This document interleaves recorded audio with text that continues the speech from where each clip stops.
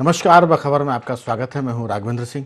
आज हम बात करने जा रहे हैं इंदौर की एक घटना की वजह से मध्य प्रदेश में सीवरेज सिस्टम और एक तरह से पानी का जो बहाव होता है, वाटर लीकेज, उसको देखने के लिए, समझने के लिए एक ऐसा ऐप तैयार किया है जो बताएगा कि कहाँ से ये गड़बड़ी हो रही है और उसको सुधारने के लिए रोबोट काम करेंगे।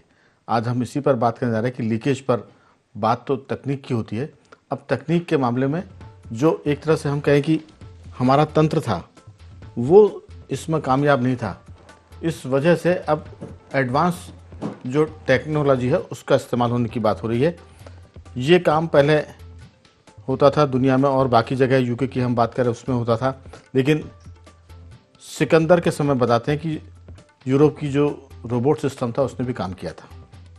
आज चर्चा में हम बातचीत के लिए जोड़ेंगे मुंबई से आईआईटी मुंबई के प्रोफेसर प्रदीप कलबर जी भी हमारे साथ जोड़ेंगे और बहुत जल्द हमारे साथ जोड़ेंगे एक तरह से अर्बन प्लानर या यूँ कह सकते हैं आप उसको कि क्लाइमेट चेंज के एक्सपर्ट सौरभ पोपली जी हमारे साथ होंगे। और फ़ोन लाइन पे हमारे साथ जुड़े हैं सामाजिक कार्यकर्ता कमल राठी जी, और स्टूडियो हमारे साथ चर्चा के लिए मौजूद हैं हमारे IND24 के कंसल्टिंग एडिटर श्री योगीराज योगेश जी। तो चर्चा शुरू करें उसके पहले हम आपको बता दें कि और दिल्ली से हमारे साथ जुड़ेंगे राजनीतिक और सामाजिक विश्लेषक श्री नागेंद्र सिंह परमार जी। आपको बता दें कि मध्य प्रदेश में पिछले दिनों इंदौर जो राज्य का सबसे बड़ा शहर है, वहाँ पानी को लेकर बहुत दिक्कत हुई और लोग प्रदूषित पानी को पीकर बीमार पड़े और उसके चलते 24 के करीब 24 व्यक्ति इसकी वजह से मौत के शिकार हुए। पूरे मध्य प्रदेश में हल्ला हुआ, बहुत राजनीतिक और प्रशासनिक उथल पुथल हुई। अब उसके बाद सरकार ने जो संकेत दिए वो ये कि अब सीवरेज सिस्टम के गड़बड़ियों को पकड़ने के लिए हम रोबोट तकनीक का भी इस्तेमाल करेंगे। तो चर्चा की शुरुआत मैं करूँगा। क्या प्रदीप जी मेरी आवाज़ सुन पा रहे हैं? मुंबई से हमारे साथ प्रदीप जी जुड़े हैं, प्रोफेसर प्रदीप कलबर जी। नमस्कार जी, मेरी आवाज़ आ रही है आप तक?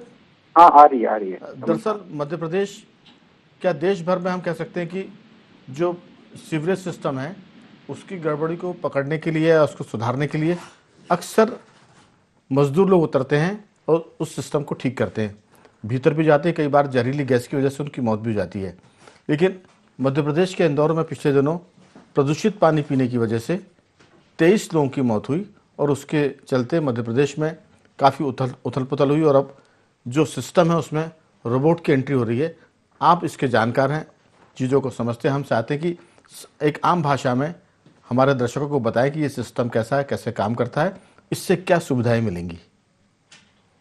ये रोबोटिक सिस्टम पे जहाँ जहाँ लीकेजेस है लाइंस में, सीवर लाइंस हो, पाइप लाइन से, अलग अलग तकनीक होती है, रोबोटिक टेक्निक्स होती है। इसमें से ये लीकेज ढूंढा जा सकता है। और ये अभी मुझे या फिर क्लीनिंग रोबोट्स भी होते हैं कि स्वच्छता करने के लिए भी रोबोट्स होते हैं और लीक डिटेक्शन में कहाँ कहीं से रिसाव हो रहा है तो उसके लिए भी रोबोट्स होते हैं। तो रोबोटिक प्रणाली इसके लिए अभी यूज कर सकते हैं, वापर कर सकते हैं, बट इसके लिए हमको पहले बहुत सारे बाकी इश्यूज जो है, मतलब प्रॉपर डिजाइन और उसका मेंटेनेंस सीवर लाइंस का, वो भी इसके साथ करेंगे तो ये पूरा इसका इफेक्टिव परिणाम दिखेगा हमको। तो लॉन्ग टर्म में अगर हमको सच में ये प्रॉब्लम जैसे इंदौर में घटना घटी, उसको अगर हमको नहीं दोहराना है तो हमको एक long term management plan, water management plan सारे शहरों के लिए इस्तेमाल करना पड़ेगा। तो ये एक स्टेप बाय स्टेप प्रोग्राम बनाना पड़ेगा। इसमें से फिर रोबोटिक टेक्नोलॉजी हो या प्रॉपर इंजीनियरिंग हो, प्रॉपर प्लानिंग हो, ये सब का इस्तेमाल करके फिर सुझाव निकलेंगे। एकदम आपने ठीक कहा। मध्य प्रदेश में करीब या हम देश की बात करें तो 1413 जो नगरीय निकाय हैं, नगर निगम होते हैं, वहाँ पर अमृत रेखा योजना के तहत एक अमृत रेखा ऐप का जो है वो ऐप बनाया गया और उसके चलते ये सब चीज़ें इसमें शामिल होंगी। और हमें लगता है कि आने वाले दिनों में जब इसका बहुतायत में उपयोग होगा तो इसमें कई सारी चीज़ें ऐसी हैं जो मानव की वजह से दिक्कत में आती थी, मशीन जब काम करेगी तो हमें लगता है कि काम भी बेहतर होगा और जोखिम भी कम होगा, क्योंकि कई बार ऐसी घटनाएं हुई है कि सीवरेज सिस्टम को ठीक करने के लिए जब लोग उतरते हैं गटर के भीतर, हम या नालियों की बात करें, सूखे कुओं की बात करें, तो उसमें हादसे होते और कई लोग बेवजह इसकी मौत के शिकार होते हैं। मैं लौटूंगा आपके पास।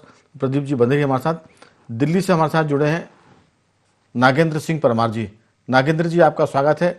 दिल्ली देश की राजधानी और वहाँ भी ऐसी कई बार घटनाएं हुई हैं। किस ढंग से देखते हैं दिल्ली और एनसीआर में ये रोबोटिक जो टेक्नोलॉजी है, रोबोट का इस्तेमाल, वो कितना फ़ायदेमंद हो सकता है? मध्य प्रदेश में तो इसकी एक तरह से जल्द शुरुआत होगी, आपकी राय? जी राघवेंद्र जी, ना केवल दिल्ली एनसीआर बल्कि मैं मानता हूं कि देश के अधिकांश जो शहर है, प्रमुख शहर है, उसमें क्या सीवरेज लाइन और क्या पीने वाले पाइपलाइन है, उनकी लीकेज, उनके रख रखाव या उनके अंदर आने वाली अनेक टूट फूट संबंधी समस्याओं के लिए रोबोटिक का और एआई, आर्टिफिशियल इंटेलिजेंस आधारित तकनीकों का उपयोग अलग अलग राज्य सरकारें या तो ट्रायल मोड पे है या करने की शुरुआत में है उसमें करने के लिए।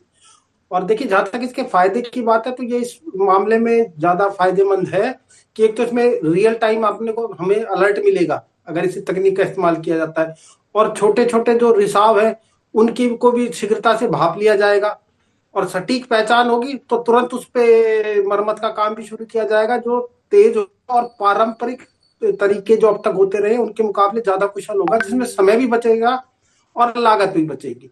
लेकिन हर एक तकनीक, जब कोई नई तकनीक आती है तो उसके साथ कुछ ना कुछ चुनौतियां और चिंताएं जरूर होती हैं।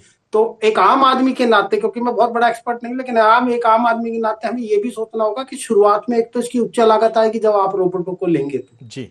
दूसरी बात, हमारी सीवरेज हो चाहे पाइपलाइन हो, वो बहुत पुरानी है। कई शहरों में स्थिति है कि वो 20-20, 25-25 साल पुरानी है, जहां वो जंग खाई हुई है या उनकी हालत बहुत क्षतिग्रस्त है। तो इनका भी काम, रोबोट का भी तभी शुरू होगा जब उन पाइपलाइनों को तो सबसे पहले एक बार बदला जाएगा ना। जंग खाई और बहुत क्षतिग्रस्त पाइपलाइनों में रोबोट भी क्या कमाल अपना दिखा पाएंगे जी। दूसरा, ये भी हमें ध्यान रखना चाहिए कि अगर सिग्नल की बात है, क्योंकि जीपीएस पर आधारित तकनीक होगी, सिग्नल नहीं होंगे या इनका हैक हो जाएंगे तो उस स्थिति में क्या है, उस चुनौती के लिए भी हमें सोचने की जरूरत पड़ेगी। स्थिति ये भी तो है कि सामान्य घरों में ही हमें कई बार फोनों के सिग्नल मिलने मुश्किल हो जाते हैं, तो ऐसे में पाइपलाइन तो नीचे है, जब नीचे कहीं भी लाइन, चाहे सीवरेज लाइन हो चाहे पानी की लाइन हो, उसमें सिग्नल अगर नहीं मिलेंगे तो रोबोट क्या कर पाएगा, ये भी हमें सोचने की जरूरत है।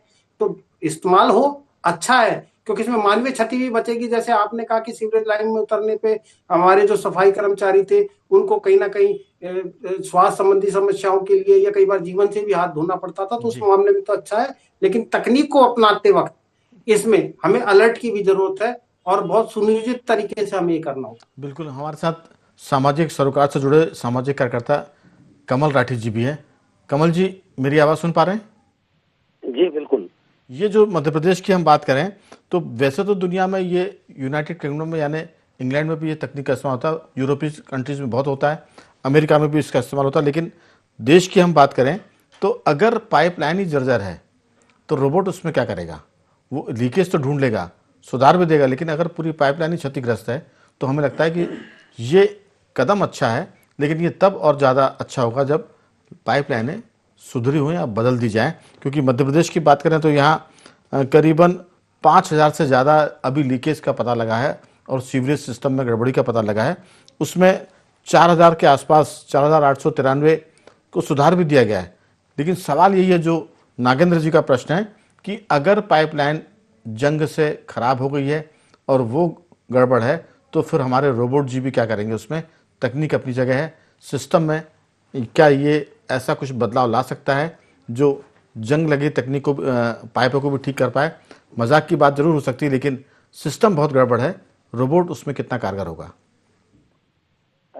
देखिए, सबसे पहले तो मैं IND24 का बहुत बहुत आभार धन्यवाद करूंगा कि इस इशू को लगातार निरंतर लेके, और वो भी विषय विशेषज्ञों को साथ में लेकर, ऐसा कोई चैनल अभी नहीं जो विषय विशेषज्ञों को भी साथ में लेता है। तो अब इसमें दूसरी बात राठी जी, आप प्रदीप जी जो मुंबई से जुड़े हैं उनके लिए आप साधुवाद करिए और हमारे सौरभ जी को, क्योंकि इनके सौजन्य से ये सब चीजें हो पाती हैं। जी जी जी जी। अब दूसरा जो आपने कहा जंग लगे पाइप्स और ये बात, तो ये जो रोबोटिक सर्वेस होते हैं इसमें लिडार सर्वे वगैरह भी साथ में शामिल होता है।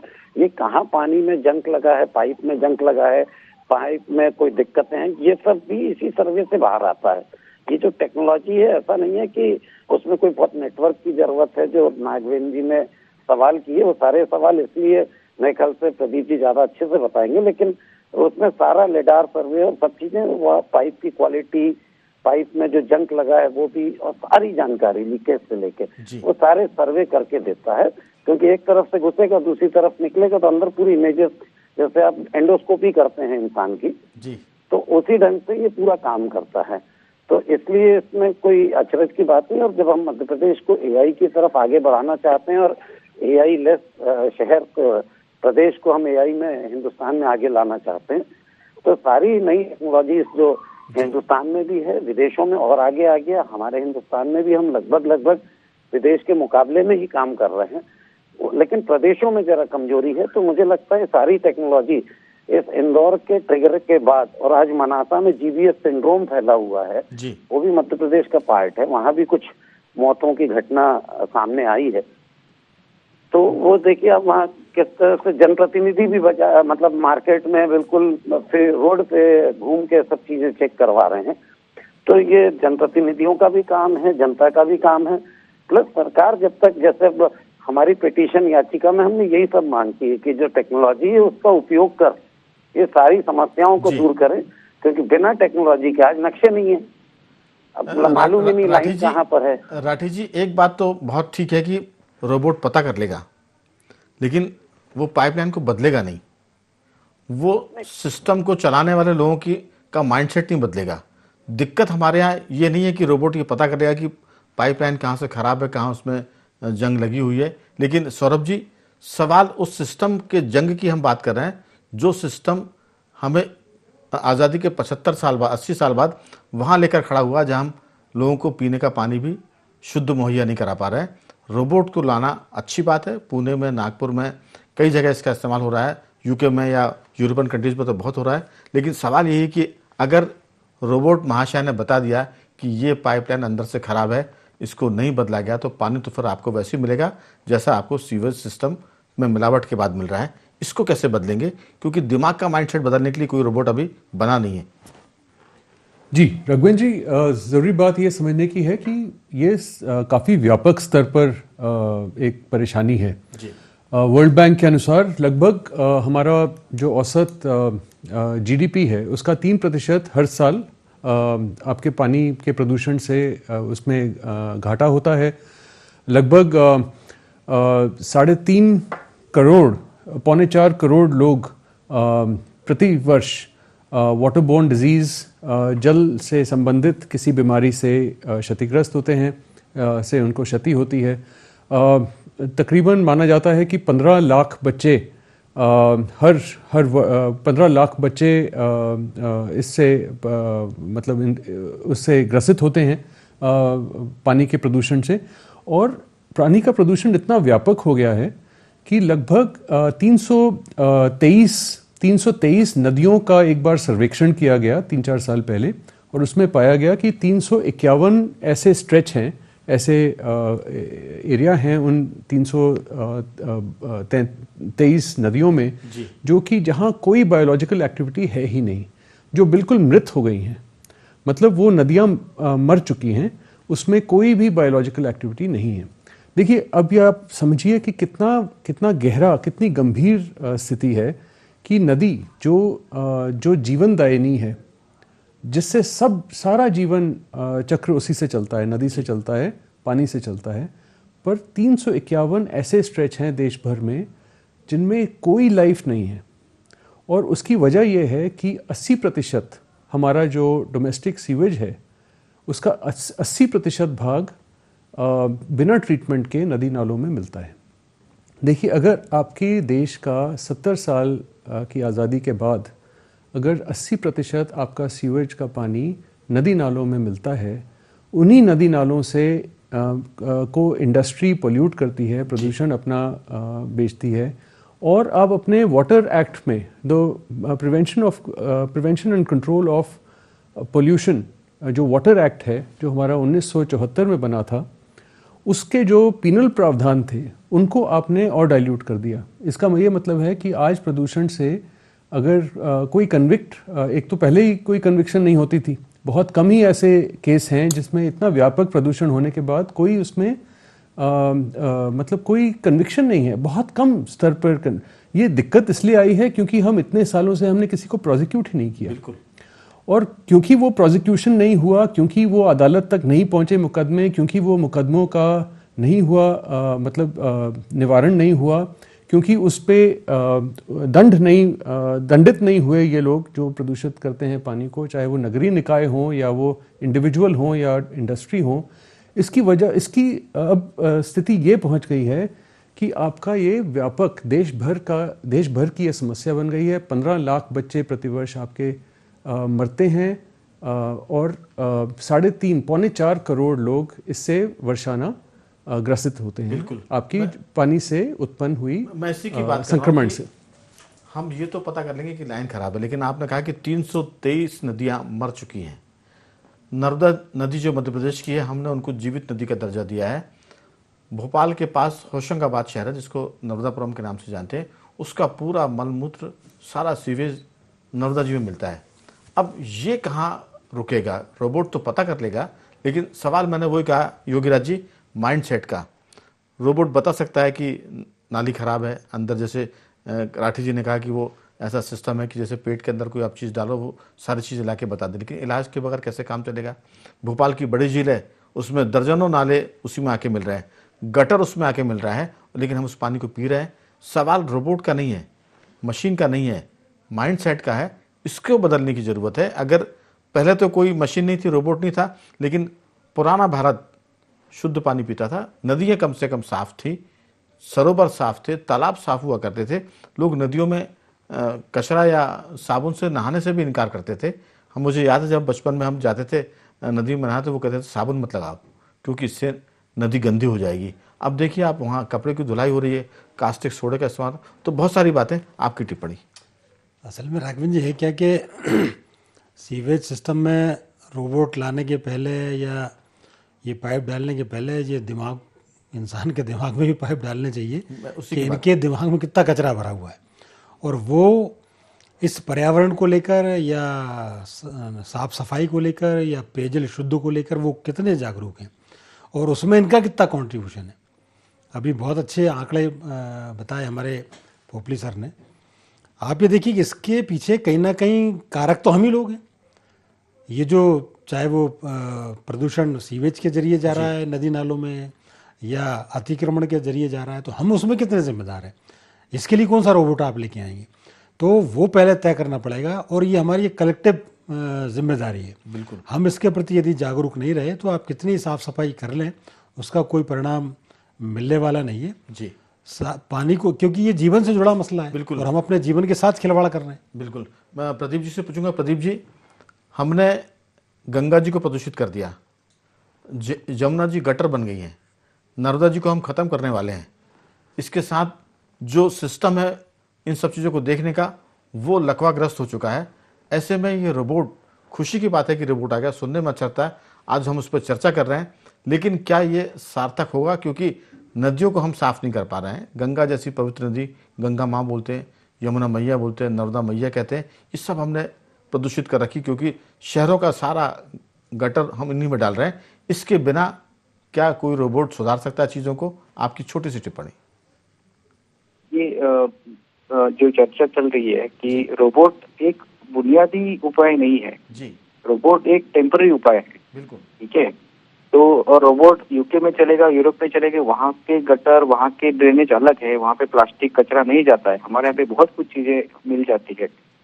तो मेरा तो सुझाव रहेगा कि पहले पायलट प्रोजेक्ट करें एक जोन में, 1-2 रोबोट से, वो चल रहा है कि उसकी तहकीकात थर्ड मतलब एक कोई अच्छे एक्सपर्ट से कराए, तभी एक कुछ सोल्यूशन आगे बढ़ना चाहिए। बिकॉज ये एकदम से आप मतलब बाकी सारे बेसिक प्रॉब्लम छोड़ के हम सीधा रोबोट पे नहीं जम कर सकते। और आपने जैसे बोला कि रोबोट आपको प्रॉब्लम दिखाएगा, तो उसकी सोल्यूशन देने की भी हमारे पास अभी कोई इंतजाम नहीं है। तो एक तो ये है कि एक बुनियादी सोल्यूशन नहीं है, ये टेम्पररी सोल्यूशन है। अब बुनियादी सोल्यूशंस की बात हम करेंगे तो पहले तो हमको वाटर को, पानी को, उसकी वैल्यू करनी चाहिए, मतलब उसका जो वाटर इकोनॉमिक्स बोलते हैं कि हम जो आज पानी इस्तेमाल करते हैं घर में या इंडस्ट्रीज में या कमर्शियल इंस्टीट्यूट्स में, वहां पे पानी की सही कीमत लगाई जा रही है क्या, उससे रेवेन्यू जो जनरेट होगा वो हमको जो नया इंफ्रास्ट्रक्चर बनाना चाहिए, जो नए पाइप्स डालने चाहिए, उसका मेंटेनेंस करना चाहिए। क्योंकि आजकल क्या हो रहा है कि फंडिंग तो आ रहा है बट वो कहाँ इस्तेमाल हो रहा है वो पता नहीं है, किस सही तरीके से इस्तेमाल हो रहा है कि पता नहीं है। हमारे सीवेज ट्रीटमेंट प्लांट पूरे शहर के बाहर बने जाते हैं, वहां से वापस पानी रिसाइकल करना होता नहीं है, और जब तक पानी रिसाइकल नहीं होगा तब तक आपका रेवेन्यू नहीं मिलेगा नगर निकाय को, और नगर को वो रेवेन्यू नहीं मिलेगा तो कोई भी सीवेज ट्रीटमेंट प्लांट मेंटेन करना बहुत मुश्किल होगा, क्योंकि वो एनर्जी बहुत लेता है सीवेज ट्रीटमेंट प्लांट। तो अगर हम ये पूरे बुनियादी ढांचे को जब तक हम अभ्यास करके इसके सॉल्यूशंस नहीं ढूंढेंगे तो रोबोटिक टेक्नोलॉजी तो बस आएगी और जाएगी, उसमें सॉल्यूशन नहीं निकलेगा, समाधान नहीं निकलेगा। और दोनों पानी योजनाएं और ड्रेनेज योजनाएं, इनको काफी ही बुनियादी तरीके से सोचना, अर्बन प्लानिंग के तरीके से ढालना, अच्छे सस्टेनेबल और रेजिलेंट विजन से बनाना, आज के नगर निकाय के इंजीनियर्स को, ब्यूरोक्रेसी को ट्रेन करना इस विजन में बहुत जरूरी है। ये आर्टिफिशियल इंटेलिजेंस, रोबोटिक्स के बुनियादी सॉल्यूशंस नहीं है, ये आएंगे जाएंगे, बट बहुत सारी चीजें हमको गवर्नेंस, जिसे म्युनिसिपल गवर्नेंस बोलते हैं, वो बदलने की भी काफी जरूरत है। बिल्कुल, और उसके लिए बजट की कोई कहीं कमी नहीं है, लेकिन बजट के इस्तेमाल में फिर वही बात आएगी कि आप बजट का इस्तेमाल कहाँ कर रहे हैं, कहाँ लीकेज को बंद कर रहे हैं, कहाँ पाइपलाइन बदल रहे हैं, और उसमें करप्शन भी, खैर वो अलग विषय, उस पर हम नहीं जाना चाहते। लेकिन जब तक पानी सर के ऊपर नहीं निकलता हम लोग जागते नहीं हैं। हमने उद्योग को, इंडस्ट्री को पानी दिया और बदले में इंडस्ट्री ने नदियों को जहरीला कर दिया। अगर उस पर कोई रोक नहीं लगेगी, कागज़ पर तो सब ठीक है, लेकिन प्रैक्टिकली नदियाँ जहरीली हो रही है, सारा नदियों का पानी इंडस्ट्री को जाता है और बाद में वो गटर बना के उसको भेजते हैं। तो ये बहुत सारी दिक्कतें हैं, हमें लगता है कि इस पर भी बात करने की ज़रूरत पड़ेगी, लेकिन अभी हम फोकस कर रहे हैं रोबोट पर। नागेंद्र जी, आपकी कोई टिप्पणी इस पर? राघवेंद्र जी, मैं इसमें सिर्फ यही कहना चाहूंगा, देखिए वक्त दर वक्त, तकनीक दर तकनीक आती जाती रहेगी, लेकिन हमें अपने इसके साथ साथ वो पारंपरिक अवधारणाओं का भी और वो पारंपरिक जो हमारी चीजें थी उन पर भी सोचना होगा कि क्यों जब हम पृथ्वी को, आकाश को, जल को, अग्नि को और प्रकृति की हम पूजा करा करते थे। पूजा क्यों करा करते थे? क्योंकि हम ये माना करते थे कि उनकी वजह से हमारा जीवन है, और जब हम उनको इस तरह से दोबारा सोचने लग जाएंगे तो हम उनकी बेहतर तरीके से उनके बारे में सोचने लग जाएंगे, उनको प्रदूषित नहीं करने के बारे में सोचने पड़ जाएंगे, तो बहुत सारी समस्याएं तो स्वतः हल हो जाएंगी। असली समस्या तो ये है ना कि सबसे बड़े प्रदूषण की, कि हमारे दिमाग में जो प्रदूषण बना हुआ है, जब हम चीजों की कदर नहीं कर रहे जो प्रकृति ने हमें दी है, वो तो तब तक सोल्यूशन क्या है उसका? बिल्कुल, तो ये गंभीर बात है कि हम खुद ही सब चीज़ों को बिगाड़ रहे हैं। मशीनों से उम्मीद करते हैं कि वो ठीक करें, मशीनें सिर्फ बता सकती कि मर्ज क्या है। राठे जी, कुछ कहेंगे आप? राठे जी, मेरी आवाज सुन पा रहे हैं? जी जी जी। हाँ, कुछ कहेंगे आप इस नहीं, मुद्दे पर? जैसा प्रदीप जी ने कहा कि गवर्नेंस की सबसे पहले सख्त जरूरत है। बिल्कुल, मशीनरी तो सपोर्टिव मेजर्स है, बाकी सब भी है। और जैसा सौरभ जी ने कहा कि जो वाटर एक्ट में हमने जो पेनल प्रोविजन थे, जो सजा के प्रावधान थे, उसे भी हमने कमजोर कर दिया। उसे अगर हमने कानून बना के कमजोर कर दिया तो सोचिए कि प्रदूषण बढ़ाने वालों का हौसला और बढ़ गया। तो मुझे ऐसा लगता है कि उन्हें वापस एक बार रीलुक करने की जरूरत है, पेनल प्रोविजन को ज्यादा मजबूत करने की जरूरत है, और जो भी प्रदूषणकारी उद्योग या निकाय, जैसे हम भोपाल की बात करें, एसटीपी के पानी का रिसाइकल करके कंस्ट्रक्शन में यूज करने का सुप्रीम कोर्ट और एनजीटी के ऑर्डर हैं, भारत सरकार के गजट नोटिफिकेशन है, लेकिन हम क्या कर रहे हैं, उस पानी को वापस तालाब में मिला रहे हैं, उस पानी को रिसाइकल करके हम यूज ही नहीं कर रहे हैं। भोपाल में श्री नदी उसका एक उदाहरण है, उस पर करोड़ों रुपए का जुर्माना नगर निगम ने पे पोल्यूशन विभाग ने किया हुआ है लेकिन वो माफ हो गया क्योंकि आपस में सरकारी विभाग थे। असल तो वो में चीज जो हमें राठी जी, असल में हम राठी जी, हम समस्याओं को पहले तो आमंत्रित करते हैं, उसको फिर बड़ा करते हैं, और बड़ा करने के बाद फिर हम उसको सुधारने में जुट जाते हैं। सौरभ जी, समस्या सिर्फ इतनी सी नहीं है, किसान खेत को जहरीला कर रहे हैं। खेत के पास अगर न कोई नदी है तो वो नदी भी जहरीली हो रही है, क्योंकि जितना वो कीटनाशक डालते हैं बारिश में वो मिट्टी में मिलता है और मिट्टी से मिलकर वो नदियों में और तालाबों को दूषित करता है। तो कोई एंगल हम नहीं छोड़ रहे हैं जो जीवन को कठिन ना बनाता हो। जीवन कठिन हो रहा है, खेत से खलिहान से लेकर फैक्ट्रियां तक और सिस्टम तक सब जहरीला है। रोबोट मारा जा रहा है, अच्छी बात है। प्रदीप जी ने कहा कि ये गवर्नेंस की बात है, ये चीज़ें तो बता देगा कि दिक्कत कहाँ, लेकिन अगर गवर्नेंस गुड नहीं है तो फिर ये सब बेकार की बात है। आपकी बहुत छोटी सी संक्षेप में टिप्पणी। सबसे ज़रूरी ये जानना है और समझाना है लोगों को कि हम सब एक ही जीवन चक्र के ताना बाना हैं जी। और यहीं से हमने शुरुआत की थी इस श्रृंखला की। दूसरी बात यह है कि जब तक ये सरकारी दस्तावेज जो भी आपके टेंडर होते हैं, डिज़ाइन बनते हैं, अगर ये पब्लिक डोमेन में नहीं आएंगे तब तक हम ये मान सकते हैं कि कोई जवाबदेही नहीं है, क्योंकि हम पब्लिक तो जानती ही नहीं, जो एक्सपर्ट हैं वो भी नहीं जानते कि आपने क्या टेंडर किया और क्या आपके आगे हुआ, कि कौन सा प्रोजेक्ट बना, कौन सा नहीं बना, कौन सा अधूरा है और क्या उसका डिज़ाइन सेटिस्फैक्ट्री है कि नहीं। क्यों ये सब अंदर ही अंदर काम हो रहा है। सौरभ जी, आपने तो कहा कि हमने कानून को इतना लचर बना दिया कि जब हम डर खत्म कर रहे हैं तो फिर लोग गुनाह करेंगे ना पानी को जहरीला बनाने का। तो कानून भी सख्त नहीं है, मशीनरी भी सख्त नहीं है और माइंडसेट भी हमारा बहुत इस मामले में उदार हो गया कि कुछ भी करिए, जब हम खुद मरेंगे तब सोचेंगे, अभी तो जनता मर रही है। आपकी छोटी सी टिप्पणी इस पर 2-3 वाक्यों की। देखिए राघवेंद्र जी, कानून अपनी जगह है, सिस्टम अपनी जगह है, साइंस अपनी जगह है, लेकिन इन सबके पहले सबसे पहले इंसान को खुद को सोचना पड़ेगा कि हम शुद्ध पानी पीना चाहते हैं कि इंदौर जैसा पानी आपको पीना चाहते हैं। इसकी पहले ही रिस्पॉन्सिबिलिटी हमको लेनी पड़ेगी। एक समय हम कहा करते थे कि भारत में दूध की नदियाँ बहा करती हैं। अब दूध की नदियाँ हमने तो नहीं देखी, लेकिन पानी की नदियाँ तो देखी हमने। लेकिन कल यही नदियाँ आप नदारद बिल्कुल, कल के दिन हम कहेंगे कि अब गटर की नदियां बही है और हमने गटर का पानी पिया है। जनता तो बेचारी अगर सोच भी लेकर शुद्ध पानी पीना तो क्या करेगी, उबाल के पी सकती है। इसके बाद अलावा उसके पास कोई जरिया नहीं है, समय की कमी है। कुछ और एक आध वाक्य कुछ कहेंगे आप? नहीं, मैं यही कह रहा हूँ कि लोगों को खुद को इस बारे में पहले सोचना चाहिए, फिर ये कानून वानून अपनी जगह काम करते हैं। लेकिन लोग कैसे, क्या करें? क्या लोग तो लाचार है ना। शहर का पानी आदमी अगर पानी पी रहा है तो क्या कर सकता है? वो सोच सकता है कि शुद्ध पानी पिए, तो बॉटल का पानी पिएगा, 20 रुपए की एक बॉटल लेगा और पानी पिएगा। तो ये बहुत सारी बातें। लेकिन अभी तो सिस्टम में रोबोट आया है, लेकिन दिमागों में जो कचरा भरा हुआ है हमारे सिस्टम के, वो कैसे ठीक होगा, इस पर हम फिर कभी बात करेंगे। चारों मेहमानों को मैं धन्यवाद करूंगा। मुंबई से प्रदीप जी, आपका बहुत साधुवाद। नागेंद्र जी, आपका धन्यवाद। राठी जी, आपका बहुत धन्यवाद। और सौरभ जी और योगीराज जी, आपका भी बहुत साधुवाद कि आपने चर्चा में हिस्सा लिया।